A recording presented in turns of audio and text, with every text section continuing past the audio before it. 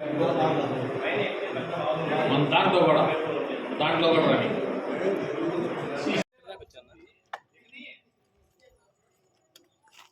కొంచెం ముందుకు రా అన్న.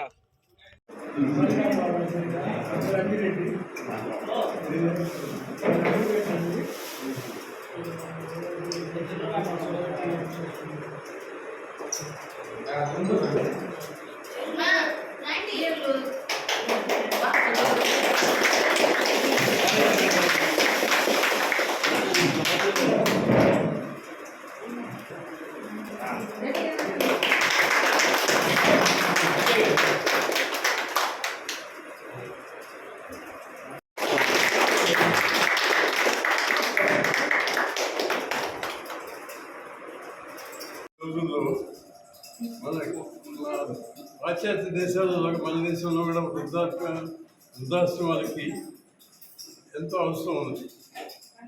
ఎందుకంటే వృద్ధాప్యంలో ఎదుర్కొనే సమస్యలు ఏంటంటే ఆర్థికం, ఒంటరితనం, తర్వాత ఆరోగ్యం. ఈ మూడు సమస్యలు వృద్ధాప్యంలో వేధిస్తున్నాయి.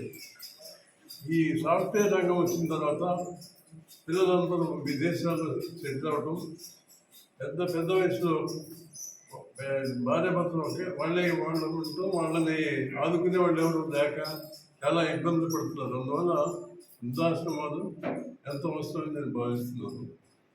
తర్వాత రాంబాబు నా దగ్గరికి వచ్చి 23 సంవత్సరాలు అయి ఉంటుంది.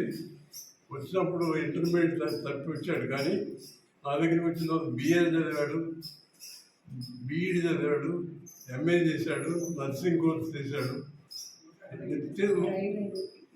నిత్యం కష్టపడే తత్వం. ఒక పదాలు కూడా కౌలుకు తీసుకొని తను ఇన్ని విధాల కృషి చేసి అంచెలంచెలుగా ఎదిగినందుకు నాకు చాలా సంతోషంగా ఉంది. సేవా దృక్పథంతో వృద్ధాశ్రమం స్థాపించడం నేను వాడిని అభినందిస్తూ ఉన్నాను. ఈ సేవా రంగంలో నేను ఇందాక 3 సమస్యలు చెప్పాను కదా.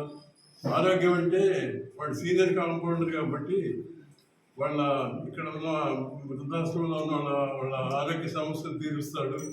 ఆర్థికం అంటే మరి వాళ్ళ పిల్లలు అమెరికాలో ఉన్న వాళ్ళు కానీ విదేశాల్లో ఉన్న వాళ్ళు డబ్బులు పంపిస్తుంటారు కాబట్టి ఆర్థిక ఇబ్బందులు చాలా మందికి ఉండవు.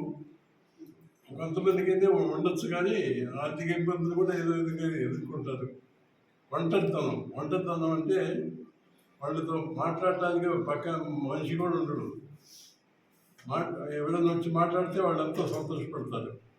ఇక్కడ రాంబాబు టీం అంతా ఉన్నది కాబట్టి వాళ్ళు వీళ్ళని ఇప్పుడు ఇక్కడ వృద్ధాశ్రమంలో ఉన్న వాళ్ళకి ఆసక్తిగా ఉండి వాళ్ళ సమస్యలని తీరుస్తూ ఈ వృద్ధాశ్రమం బాగా వృద్ధిలోకి నేను ఆశిస్తున్నాను. రాంబాబు చేసిన ప్రయత్నాల్లో అన్నీ సఫలీకృతం అయ్యాడు. దీనిలో కూడా సఫలీకృతం అవుతాడు.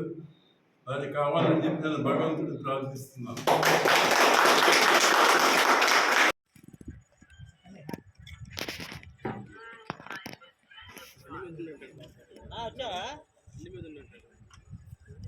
రామన్న మాట్లాడతా 3 కాపురాలు ఒకసారి రాసామే.